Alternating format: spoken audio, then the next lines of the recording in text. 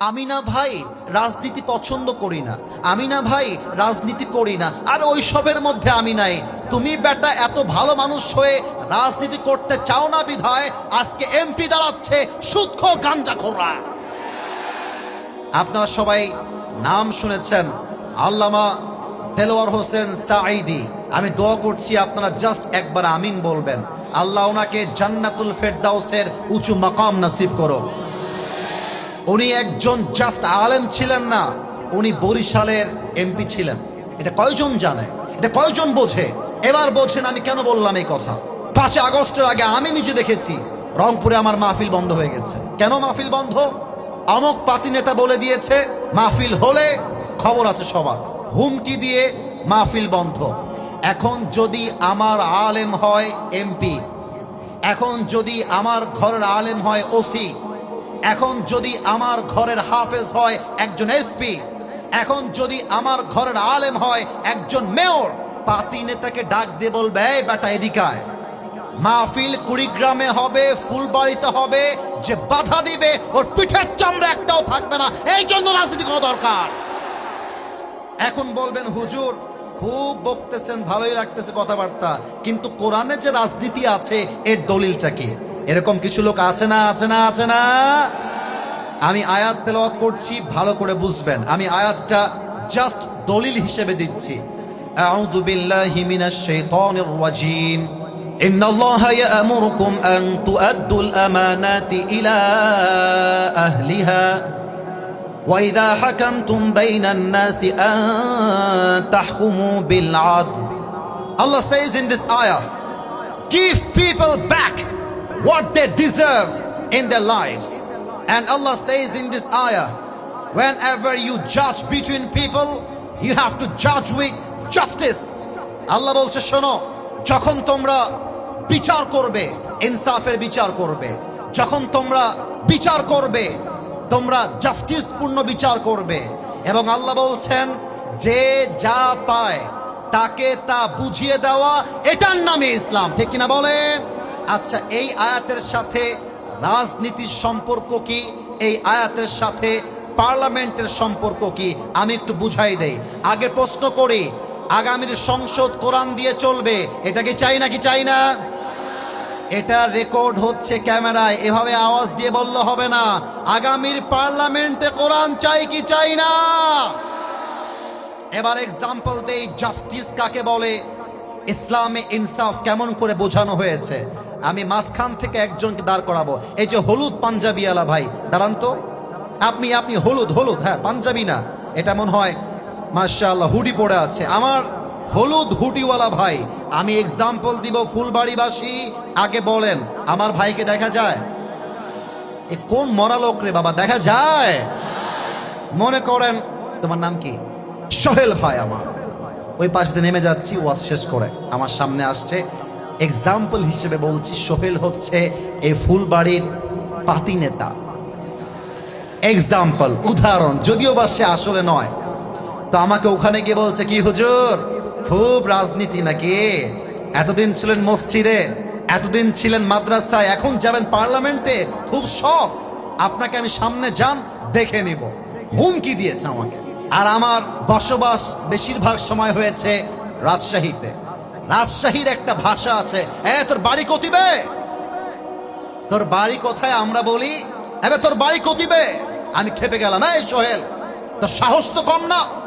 Driver সাহেবকে বললাম, driver সাহেব চাকু নিয়ে আসেন, হাইসা নিয়ে আসেন, দাও নিয়ে আসেন।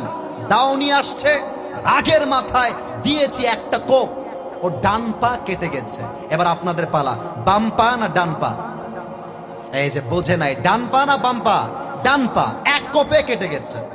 এখন আমার সভাপতি সাহেব, প্রধান অতিথি, আমাদের প্রিন্সিপাল সাহেব, হাফেজরা আমাকে ধরেছে, আরে হুজুর ওয়াজ করতে এসে আপনি ডান পা কেটে দিলেন, এই হুজুরকে জেলে ভরে দাও। জেলে ভরে দিল আমাকে। আমার নামে মামলা হলো পা কাটার মামলা। আগামীকাল রংপুরে জেলা আদালতে আমার বিচার হবে। জজ সাহেব আসছে, এসে বলছে হুজুর আপনার ওয়াজ তো আমিও দেখি, আপনি লোকটা খালি দেখতে সুন্দর কিন্তু মানুষটা আপনি আসলে ভালো না। আমাকে বলতে জজ সাহেব। তো জজ সাহেব বিচার করেছে যে আসিফ হুজুরের বিচার হলো 10 লাখ টাকা জরিমানা আর 1 বছরের জেল। এবার আপনারা বলবেন 10 লাখ টাকা জরিমানা আর কয় বছরের জেল? আর একটু জোরে দাঁড়ায় থাকা ভাইরা বলে নাই 10 লাখ টাকা জরিমানা কয় বছরের জেল। এবার বিচারটা ইনসাফপূর্ণ হলো কিনা বোঝার জন্য একটা দাড়িপাল্লা নিয়ে আসো। দাড়িপাল্লার সোহেলের ডান পাটা দাও দাড়িপাল্লার ডান দিকে, আর আমাকে যে বিচারটা করা হয়েছে ব্রিটিশ আইন অনুযায়ী 10 লাখ টাকা আর 1 বছরের জেল, দেন দাড়িপাল্লার বাম দিকে। এবার আপনাদের মেধার পালা, বুদ্ধির পালা। বুদ্ধি থাকলে উত্তর দিবেন, না হয় কিপ কোয়াইট, কিপ সাইলেন্ট, চুপ থাকবেন। ডান দিকে কাটা ডান পা, বাম দিকে 10 লাখ টাকা 1 বছরের জেল। আপনি যতই টানেন সমান সমান হবে। রাইট আনসার, সমান সমান হবে। আচ্ছা 20 লাখ টাকা দিলাম আর 2 বছরের জেল, তাও সমান সমান হবে। সমান সমান করতে চাইলে আল্লাহর জমিনে আল্লাহর কোরআন দিয়ে আইন পাশ করতে হবে। কেমন করে? Let me share with you. বসে পড়ো। আল্লাহ তাআলা বলছেন ওয়াকাতাবনা আলাইহিম ফিহা আন্নান নাফসা বিন-নাফস ওয়াল আইনা বিল আইনি ওয়াল আনফা বিল আনফি ওয়াল উযুনা বিল উযুন ওয়াস সিন্না বিস সিন্নি ওয়াল জুরুহা কিসাস। আল্লাহ তাআলা বলছেন কেউ তোমার চোখ তুললে তুমি তার চোখ তুলে নাও। চোখের বদলে চোখ, নাকের বদলে নাক, কানের বদলে কান, হাতের বদলে হাত, পায়ের বদলে পা, জানের বদলে জান। এটার নামই ইসলাম, এটার নামই কোরআন। এবার দেখেন আমি ডান পা কেটে দিয়েছি, এবার সংবিধানে কোরআনটা নিয়ে যান। এবার বিচার করেন, যেহেতু আসিফ হুজুর ফুলবাড়িতে গিয়ে সোহেলের ডান পা কেটে দিয়েছে, আপনারাও আসিফ হুজুরের ডান পা কেটে দেন। এবার দাড়িপাল্লা নিয়ে আসেন, দাড়িপাল্লার ডান দিকে দেন সোহেলের ডান পা, আর দাড়িপাল্লার বাম দিকে দেন আসিফ হুজুরের কাটা ডান পা। এবার টান দেন, দেখবেন দুইটা সমান সমান হয়ে গেছে। ওয়ামান হাকামা বিহি আদালা। এই কোরআনটা যে দিয়ে যে বিচার করবে সে ইনসাফ করতে পারবে। আর একটা এক্সাম্পল দেই, আমার চেয়ারম্যান সাহেব বসে আছে। চেয়ারম্যান সাহেব, don't take it otherwise, don't mind, I respect you from my heart. আমরা সবাই সম্মান ওনাকে করি কি করি না বলো?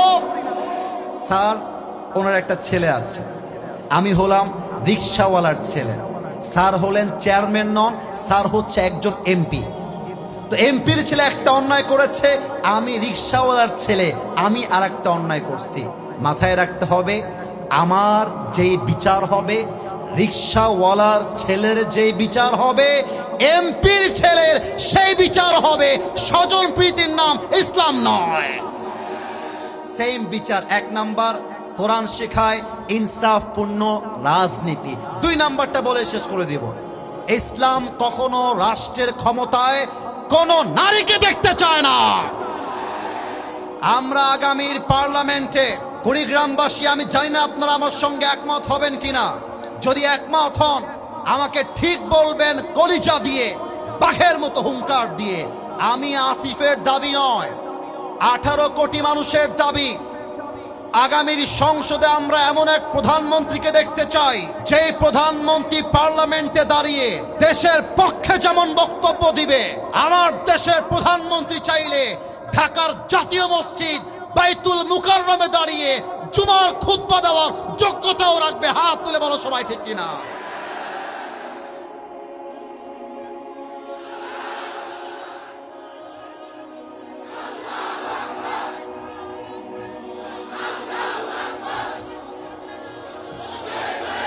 এভাবে হবে না, আমার সাথে দেন, আমার সাথে নারায়ে তাকবীর।